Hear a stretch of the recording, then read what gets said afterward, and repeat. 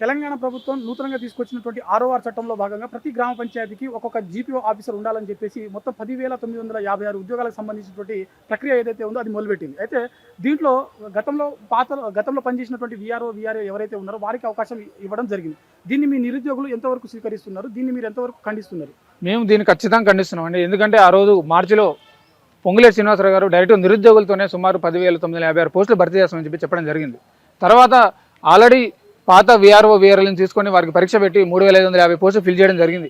సరే అప్పటికైనా సరే వాళ్ళ బాధలు వాళ్ళకుంటాయని చెప్పేసి ఆగినాం.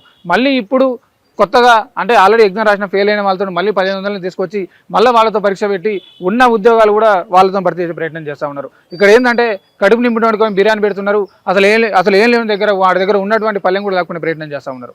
ఎందుకంటే ఇంత నిరుద్యోగులు ఇంత ఇబ్బంది పడతా ఉన్నా, ఇంత గోస కనపడుతూ ఉన్నా మీకు కనపడలేదా? కనీసం నిరుద్యోగులు సివిల్స్ చదువుతున్న అభ్యర్థులు కూడా జీపీఓ నోటిఫికేషన్ వచ్చిన చాలని చెప్పేసి కూడా ఎదురు చూస్తూ ఉన్నారు.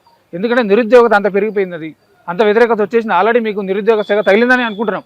ఎందుకంటే జిల్లాలో కూడా మొత్తం ఉద్యమాలు మొదలైనవి. ప్రతి ఒక్కరు కూడా జాబ్ క్యాలెండర్ గురించి కానీ, జీపీఓ నోటిఫికేషన్ గురించి కానీ, పోలీస్ నోటిఫికేషన్ గురించి కానీ, ఎందుకంటే ఇవన్నీ మేము ఏదో కొత్తగా కోరే గొంతెం కోరికలు కాదండి.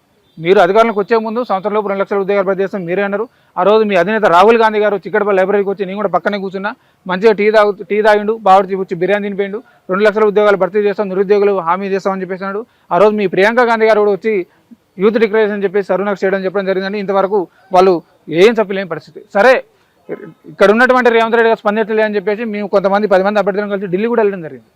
రాహుల్ గాంధీ గారు కలుద్దామని చెప్పేసి వారు కలవలే. కానీ మీరు ఇస్తున్నటువంటి ఉద్యోగాలు ఎక్కడ అని చెప్పేసి వాళ్ళ ఇంటి ముందు ఒక పోస్టర్ వేసి రావడం జరిగింది మేము. కాబట్టి తక్షణమే జాబ్ క్యాలెండర్ విడుదల చేయాలి, జీపీఓ నోటిఫికేషన్ విడుదల చేయాలి.